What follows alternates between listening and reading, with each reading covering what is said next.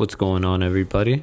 Today will be the first video on how to edit videos, and this is mostly to get a basic understanding of video editing. I will preface it with the fact that short form content is king, and that essentially I'll be teaching you the basics, what you need to know in order to get a full-time video editing job. I'm going to teach you a lot of the things that I had to learn very quickly when I got my first full-time video editing job after doing it for fun and doing it freelance for a while. And essentially, this is the beginning of hopefully a lot of content in which I'll be able to share a good amount of information and the years of knowledge that I've been able to build. So I guess we'll start off with the fact that Final Cut Pro has this interface. This is your workflow. I just put in some stock footage just to play around with to start out. This can be adjusted, of course. You can make this bigger. Usually just use this at fit. If you press A, this is usually like the basic default mode. In order to change, let's say, the beginning and beginning and end of a clip, you would use these functions. So you go either to the beginning. So we see here there's a black screen in the beginning, so we just trim it a bit. This is essentially the trim function on Final Cut Pro. You can do this also by pressing T. The blade is also very important. This is how you're going to be making cuts. You can do this by pressing B. And pretty much this is just a basic understanding. I should really start it off with the fact that with Final Cut Pro, to start using it, you need a MacBook, but you can use this completely free. You get a free trial of it. And essentially what you can do is just keep using the free trials because they're coming out with updates all the time, and it's usually a 90-day free trial. So you really don't need to buy Final Cut Pro. So those are really the basic functions that I use most of the time. Also here, this whole idea of selecting a clip is also going to be very important. You want to be able to Command C, copy, and paste it. So pretty much I could paste this as many times as I want. I just am undoing it now with Command Z, which is undo. So that's also a very important part of it. Essentially, that's pretty much what you need to know about how to move clips. With the effect here, we can see that essentially what you're going to need most of the time is probably the blur function. At times you're going to need to sharpen clips. These are mostly just for crazy effects. I used to play around a lot more with this. At a certain point you want to start getting plugins with this, which are pretty much just effects added onto this. Plugins and presets. So plugins and presets allow you to have effects that you wouldn't have already had on here. You're going to need probably some sort of letterbox at some point. You're going to want to use this in order to get the black bars on your video. Next, I would say, is masking, which is another very important part. This is graduated mask. Well, you could do this for a nice little effect at times. Here's the draw mask feature. So here you can just select, let's say I make this is a really bad masking job, so excuse me for this, but this is just a quick example. Well, what you would do here is just make this a bit zoom out. Essentially, I want to get the part of the wheel and just the dash. So yeah, that's pretty much what you can do. You want to make sure that it's connected. This is going to be very useful in terms of getting different effects and getting sorts of nice, cool transitions going. Between clips, you can do a lot. So you can pretty much put in a directional blur between clips. You can put different sorts of flashes and blooms, but most of the time I'm not using these transitions. I can show you guys on my other page. I recommend Ryan Nangle for different plugins. Some of them are free, some of them are paid, but overall they're definitely worth it because they can add a lot of pizzazz to your videos. I'll also show you guys just the overall way that we work on text here. So you would go to titles and then you would go to, let's say you put in something custom, and you can now use whatever you want, essentially use any of the 2D styles, 3D styles, and you can pretty much just overlay this on any clip. So you can no, this is just an example. So all right, you can put that text there. Also, if you want the same text but you want it to be blurred in the beginning and end, you can just press that blur function, and that's what it'll do for you there. Also, there's a gradient, so you can create different things using these gradients. It's very interesting. This was not around in the beginning of, you know, like let's say 2016 when I started video editing. This is very nice. You can use this to create very cool effects, potentially even transitions, just overlay over each other. Also, if you want to use something like a light leak, but in place of a light leak, we'll just use this for now, but I recommend using that for different transitions. You just put a screen effect, and here it now overlays on top of the footage very nicely. You could use this if you were to trim this, and essentially it would create a very quick sort of transition here. Essentially, you can use that with whatever different sorts of lines.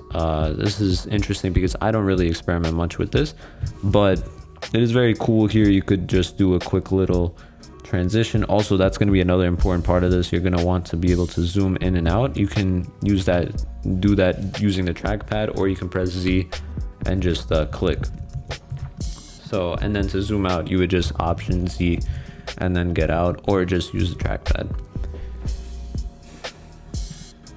So essentially, those are some of the things that you can do with the gradients. You can do a lot overall. Ripples, this sort of retro look. This is very interesting in general. Nice little thumbs up. Yeah, there's a lot that you can do here in Final Cut Pro. This is really the beginning. So these are the real basics that you just need to know in order to start. I think that video editing is great. It's definitely something that you can start today, even with having zero prior knowledge, because all you need is just the software and just a basic knowledge of the different keys and how they work. And then eventually, as you get more practice, you're just going to keep learning, and you're going to keep building on the skills that you already have.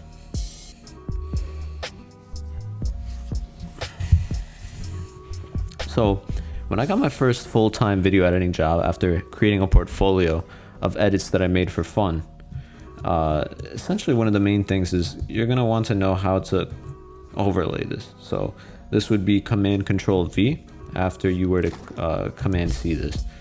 That's just a little trick, nice little shortcut that really saves me a lot of time.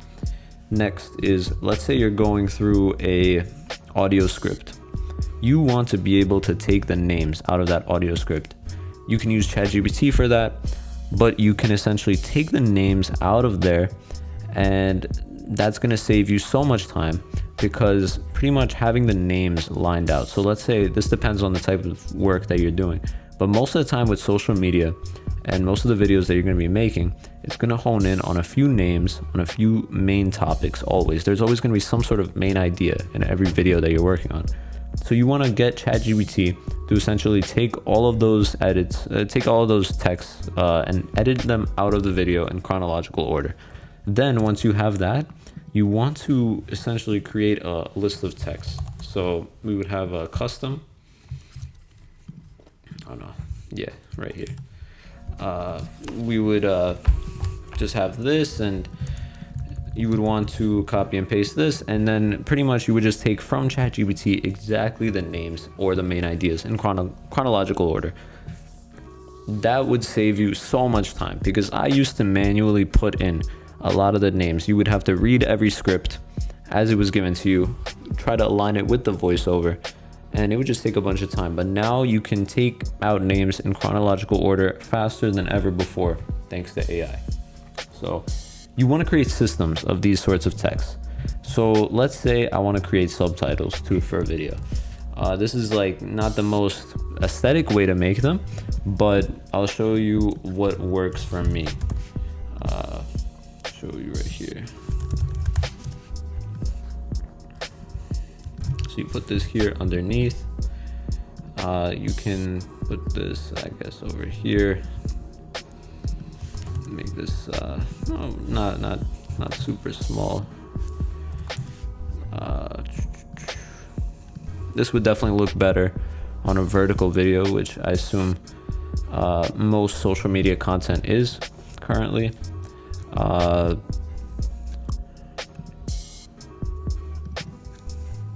You would just create this gradient right here, and essentially what you would use this as, a backdrop, sort of.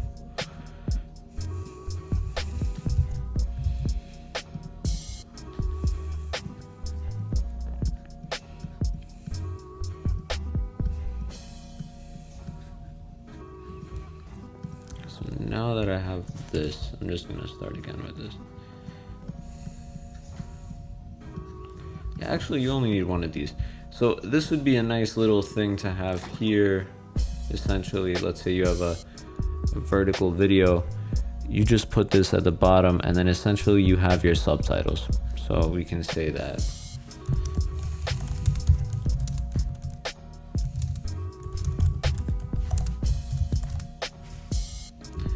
And so pretty much you would have this, and add another graduated mask here, and just turn this one around.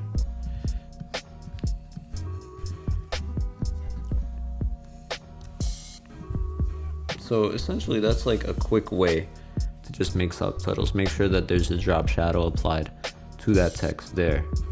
And if this is too fast, sorry guys, this is one of my first videos that I'm making. So these videos will just get better with time.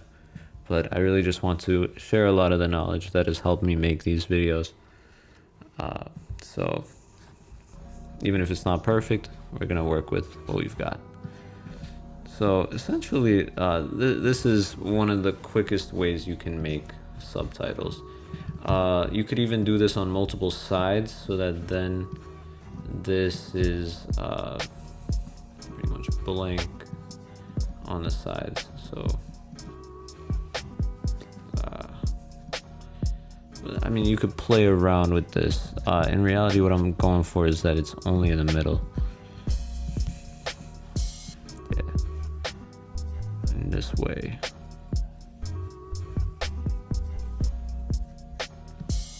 In terms of finding clips, I would say definitely use 4K Video Downloader. If you need to get a personal license, it's absolutely worth it. Or you can use any of the YouTube to MP4 sites to just grab clips, because grabbing clips will be absolutely essential if you're working in social media, because you will not get the clips provided for you most of the time.